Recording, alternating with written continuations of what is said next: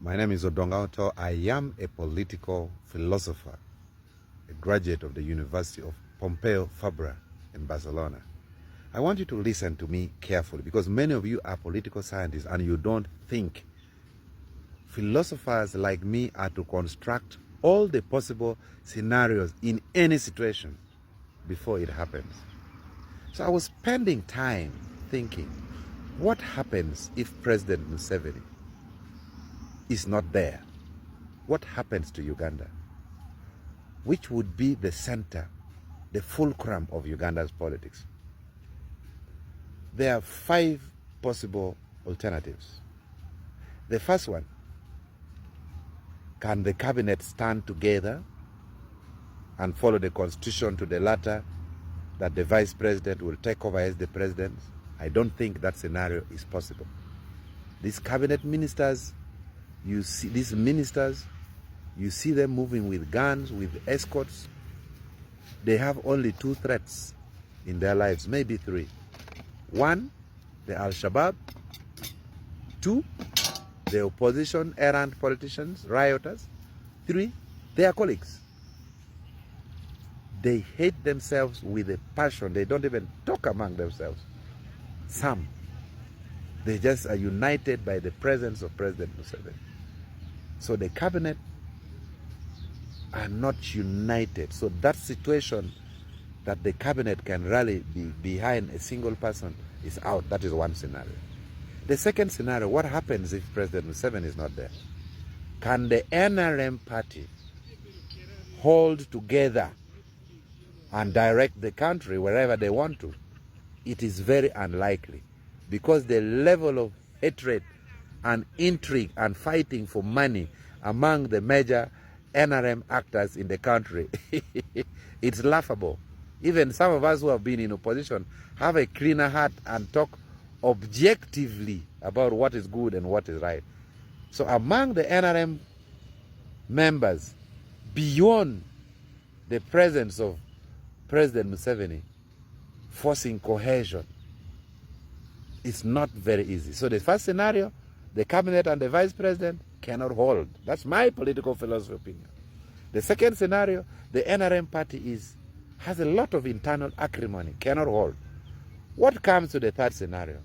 Can the opposition forces jointly organize, hold government, specifically the big brother in the bull now, Noop and Bobi Wine? Can they hold the country together? Because I've just given my political philosophy opinion that the cabinet cannot, that NRM as a party is very unlikely. Can the opposition do so? No.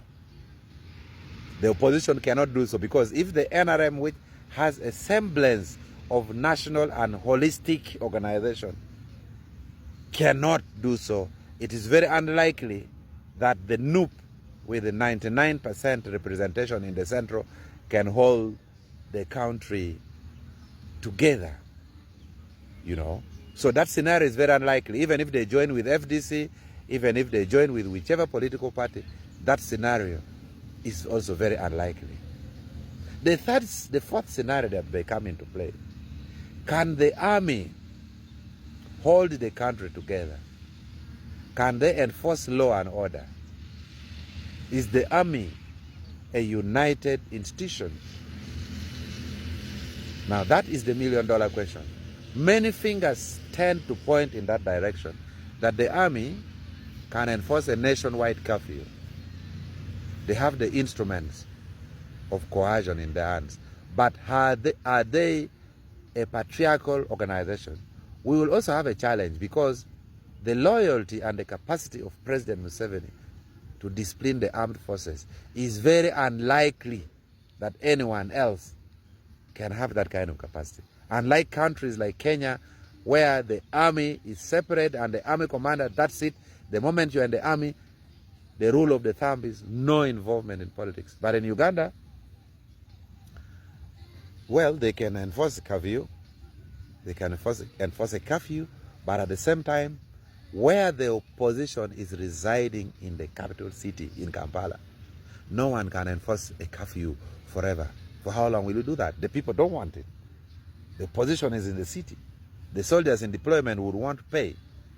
So this puts us in a scenario as political scientists and political philosophers that the scenario of a government of national unity, in my opinion, is more unlikely, although the army may hold for a while, for a period not exceeding 6 months, because the international pressure and sanctions would come.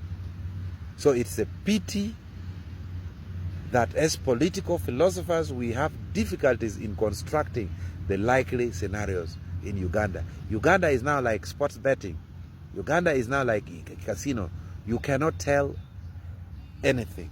You can only predict the oscillations while President Museveni is in power. Beyond that, we cannot. But be it as may, in a way or another, the country will sort out itself.